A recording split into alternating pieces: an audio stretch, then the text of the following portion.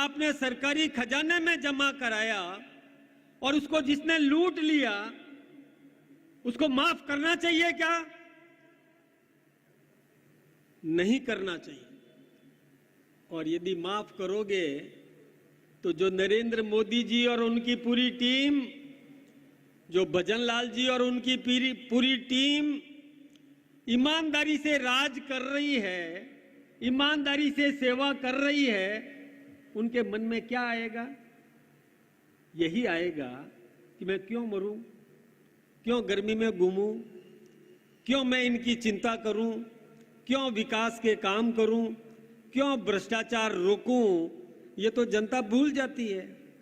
सुशील कुमार शिंदे ने कहा था ये जनता तो भूलने वाली हो, कांग्रेस का था वो। उसने कहा घोटाले किए जाओ, चिंता मत करो, ये जनता तो भूल जाती है। तो भाई जो सेवा करता है उसको तो शाबाशी नहीं दो, और जो सेवा नहीं करे और वो अपने सापा पगड़ी आपके पैरों में रख दे उसको शाबाशी दे दोगे तो सेवा करने वाला सेवा करेगा क्या?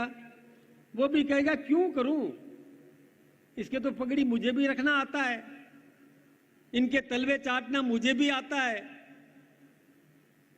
तो ये भेद आपको करना होगा।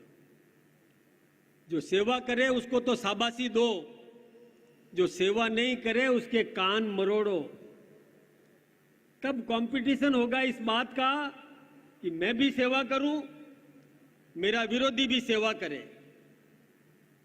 मैं कोशिश करूं कि उससे अधिक सेवा मैं करूं और मेरा विरोधी ये कोशिश करे कि वो मेरे से ज्यादा सेवा करे। तो कंपटीशन किस में कराना? अधिक सेवा कौन करे। जब कंपटीशन इसमें होगा तो देश का भला होगा कि नहीं? होगा कि नहीं? इतने धीरे बोलते हो। अरे भाई जो घोटाले करते हैं उसके कान मरोड़ने चाहिए ना, मरोड़ने चाहिए। तो अब यदि कोई ये घोटालेबाजों वाला कोई आए आपके बीच में वोट मांगने के लिए तो कान मरोड़ोगे क्या? कान मरोड़ने का मतलब वास्तव में कान मरोड़ना नहीं होता है, उसे पूछताछ करनी पड़ती है कि भाई लाखों करोड़ों का घोटाला हो गया और तुम्हारे लोगों ने बर्दाश्त किया, तुम्हारे लोगों ने घोटाले किए और ये ईमानदारी से सेवा कर रहे हैं। भाई तुम किस मुंह से आ रहे हो वोट मांगने के लिए? तुम्हें क्या हक है?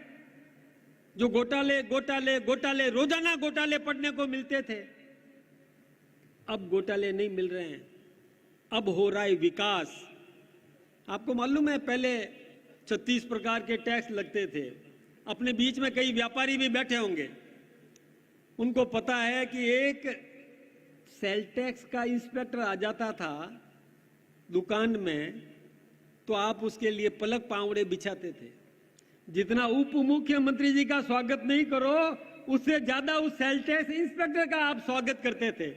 उसकी तरफ पंखा मोड़ते थे, उसको अच्छी गादी पे बिठाते थे, ठंडा मंगाते थे, उसको कुछ दान दक्षिणा भी देते थे, डरते थे। और मोदी जी ने क्या किया?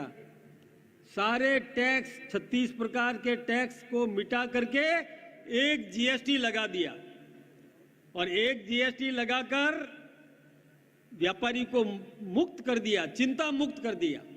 पहले 36 प्रकार के टैक्स में से कोई चूक जाता तो वो पेनल्टी सहित आता था राजा बन करके और वसूली करके जाता था पेनल्टी लगाकर। अब मोदी जी ने ये सब समाप्त कर दिया और उस जीएसटी में भी इतना फायदा दे दिया, इतना फायदा दे दिया कि जो दैनिक जीवन में जो वस्तुएं आपको चाहिए वो सब अभी दीपावली से पहले सस्ती कर दी।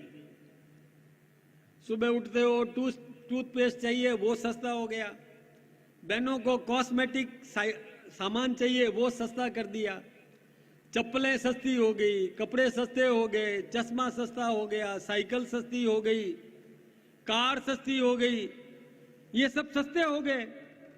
ये सस्ते हुए हैं और अभी अभी मालूम पड़ गया होगा दीपावली से पहले सबसे ज्यादा खरीदी इस बार हुई है। तो ये सब पैसा मोदी जी कहां से लाए? अपने घर से तो लाए नहीं, वो तो गरीब परिवार से थे। वो सब पैसा बचाया, इन चोरों से बचाया। जो बिचौलिए थे ना, राजीव गांधी कहता था मैं 1 रुपया भेजता हूं, जनता के जेब में 15 पैसा आता है, और 85 पैसा बिचौलिए वो खा जाते थे। और मोदी जी ने उन बिचौलियों का ये बंद कर दिया। अब पूरा रुपया भेजते हैं, पूरा रुपया आपके खाते में आता है, ऑनलाइन पेमेंट हो गया।